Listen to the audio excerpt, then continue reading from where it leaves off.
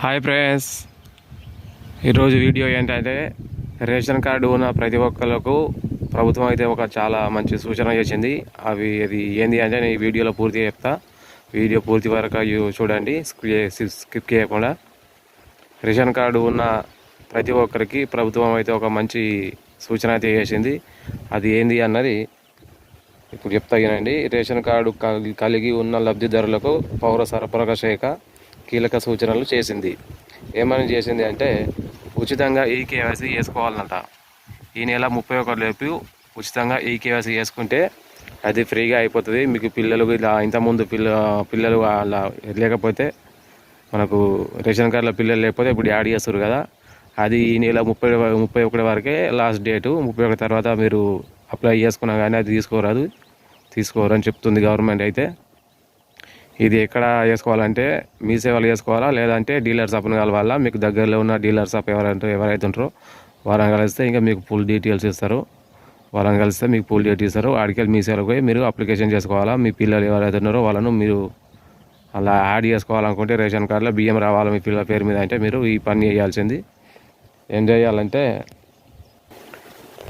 చేయాలంటే మీ పిల్లల ఆధార్ కార్డులు, మీ ఆధార్ కార్డులు, రేషన్ కార్డు ఇవన్నీ తీసుకొని మీరు మీ సేవకి వెళ్తే మాత్రం వాళ్ళు ఎంతో కొంత ఫీజు తీసుకొని మీ పిల్లలను అలా మీ సేవలో ఆన్లైన్లో అప్డేట్ చేస్తారు.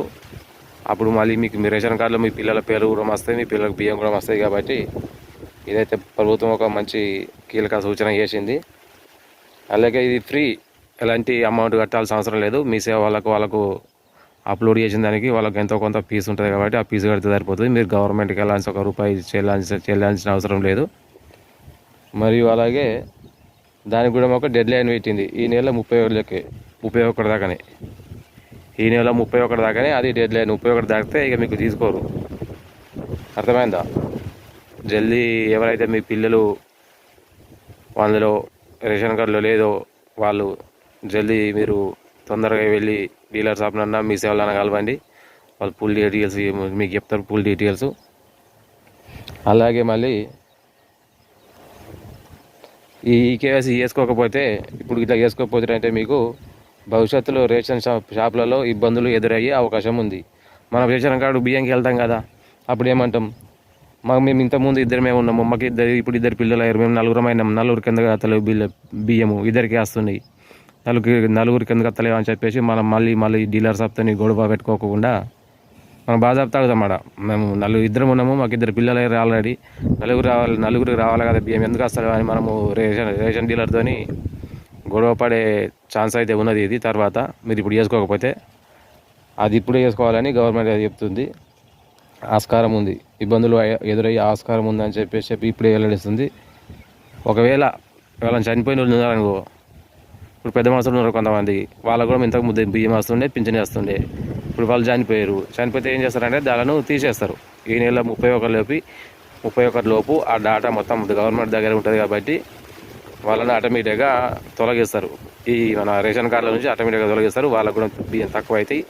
రేషన్ కార్డు వెళ్ళినప్పుడు ఇంతకుముందు మా అమ్మకు బియ్యం వస్తుండే, మా నాన్నకు బియ్యం వస్తుండే, ఇప్పుడు అసలు అంటే వీళ్ళు ఏం చెప్తారంటే రేషన్ డీలరు అమ్మ మీ అమ్మ చనిపోయింది, మీ నాన్న చనిపోయింది కాబట్టి మన చనిపోయినకు రావని వీళ్ళు చెప్పేస్తారు యాజిటీజ్గా. అది అందరికి తెలిసే ఉంటుంది. అంతే ఫ్రెండ్స్. ఇంకోటి ఏం చెప్తుందంటే అలా ఏమి ఇబ్బంది పడకుండా మీరు ఈ ప్రక్రియను జల్దీ పూర్తి చేసుకోవాలని గవర్నమెంట్ మాత్రం ఒక సూచన చేసింది. దీనిలో భాగంగా సరఫరాల శాఖ తప్పనిసరి ఈ విషయం అందరికీ తెలిసిన విషయమే, తప్పనిసరిగా దీన్ని చేసుకోండి.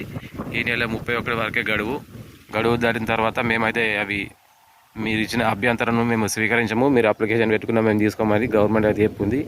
ఈ నెల 31 వరకు మీరు అప్లికేషన్ పెట్టుకోవాలి, జల్దీ తొందరగా వెళ్ళండి. ఈరోజు వింతే వీడియో ఫ్రెండ్స్. మరిన్ని వీడియోల కోసం మన వీడియోలను చూస్తూనే ఉండండి, లైక్ చేయండి, షేర్ చేయండి. మరిన్ని వీడియోల కోసం చూస్తూనే ఉండండి మన ఛానల్ను. మంచి కంటెంట్, మంచి వీడియోలు వస్తూనే ఉంటాయి.